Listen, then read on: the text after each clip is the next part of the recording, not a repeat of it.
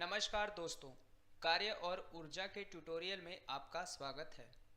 इस ट्यूटोरियल में हम सीखेंगे कार्य, ऊर्जा, गतिज ऊर्जा, स्थितिज ऊर्जा, ऊर्जा के विभिन्न रूप, ऊर्जा के संरक्षण के नियम, शक्ति और इकाइयों का रूपांतरण।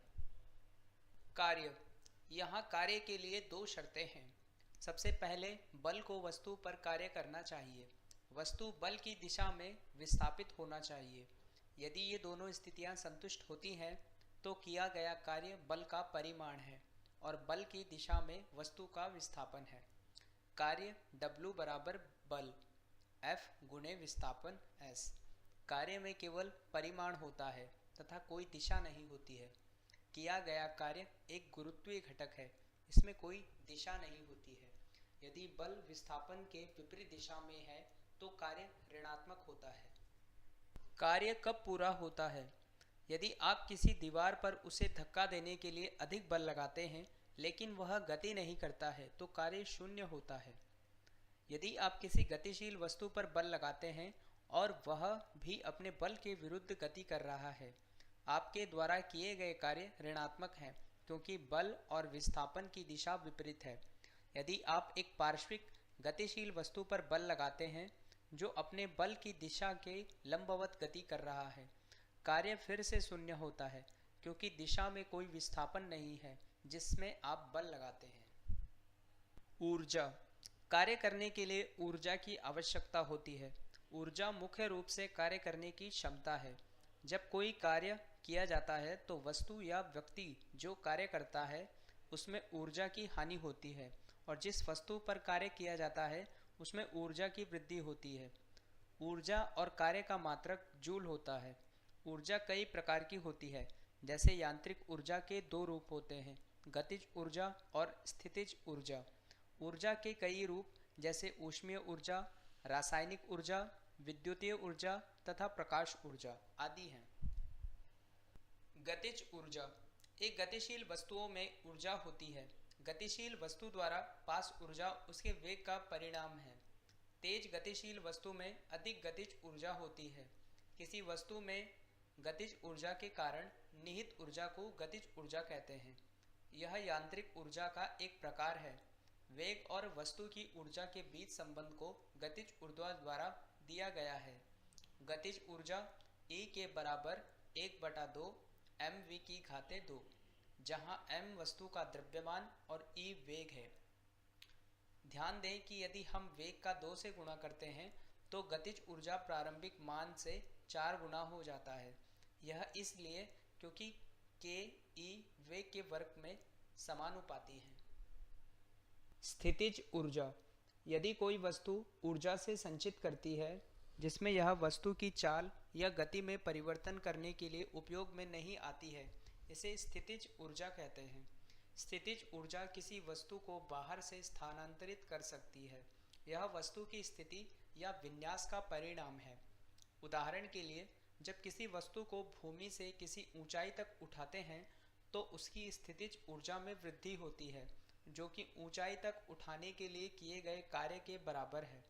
किसी वस्तु का द्रव्यमान m और ऊंचाई h है तो हम वस्तु की स्थितिज ऊर्जा EP को ज्ञात कर सकते हैं। अतः EP बराबर mgh, जहाँ गुरुत्व त्वरण g बराबर 9.8 मीटर सेकंड है। उदाहरण 1, 10 किलोग्राम द्रव्यमान की एक वस्तु धरती से एक निश्चित ऊंचाई पर स्थित है।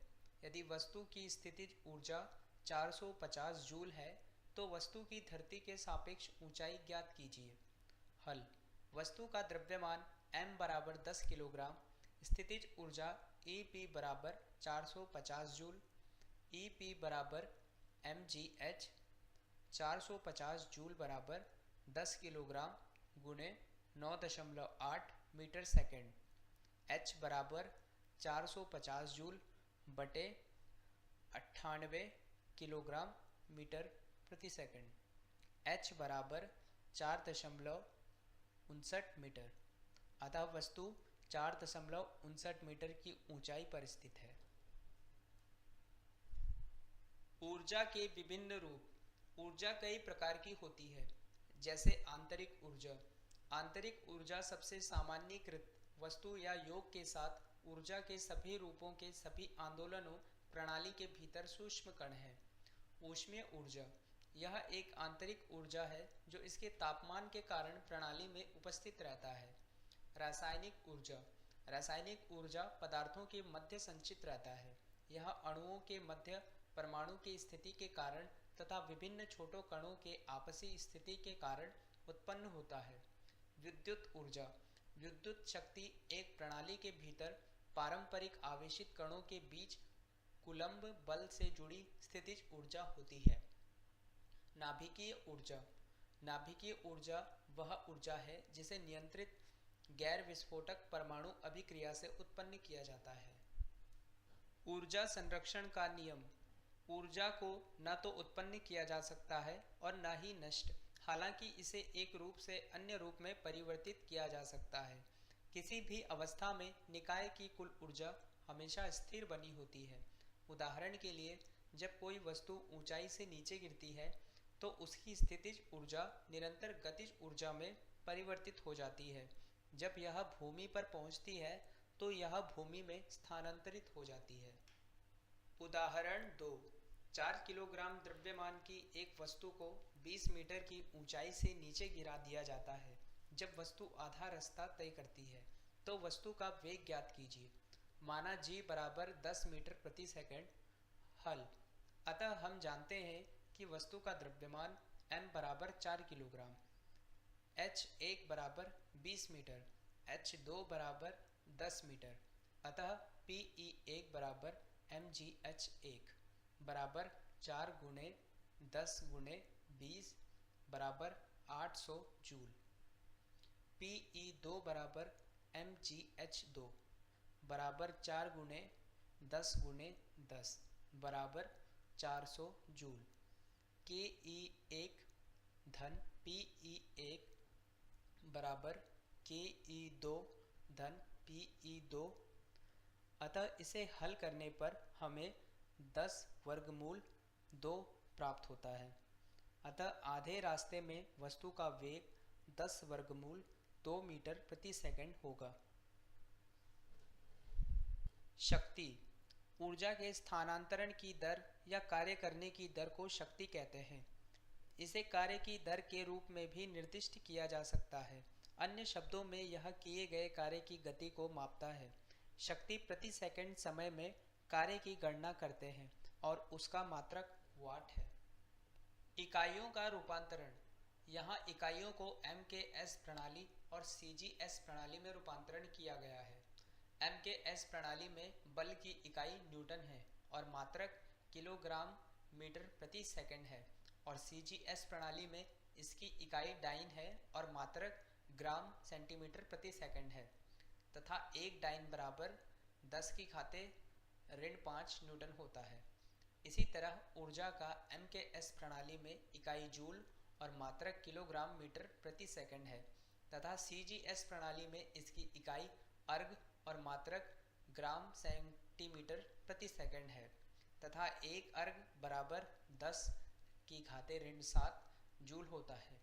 शक्ति के लिए वाणिज्यिक इकाई, 1 वाट बराबर 1 जूल प्रति सेकंड, 1 किलोवाट बराबर 1000 वाट। उदाहरण 3, यदि एक 40 वाट के बल्ब का उपयोग 8 घंटे किया जाता है तो वह कितनी यूनिट बिजली व्यय करेगा।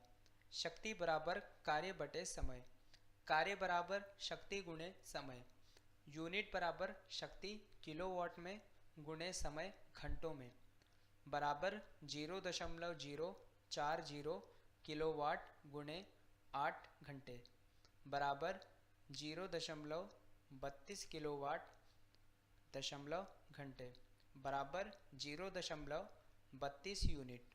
अतः वह कुल 0.32 यूनिट बिजली व्यय करेगा। यहाँ आपके लिए कुछ प्रश्न दिए गए हैं। कृपया विषय वस्तु को पुनः पढ़ें और स्वयं हल करें। यह प्रोजेक्ट भारत सरकार के MHRD के ICT के माध्यम से राष्ट्रीय साक्षरता मिशन द्वारा समर्थित है। अधिक जानकारी के लिए कृपया इस ईमेल एड्रेस पर संपर्क करें। हमसे जुड़ने के लिए धन्यवाद।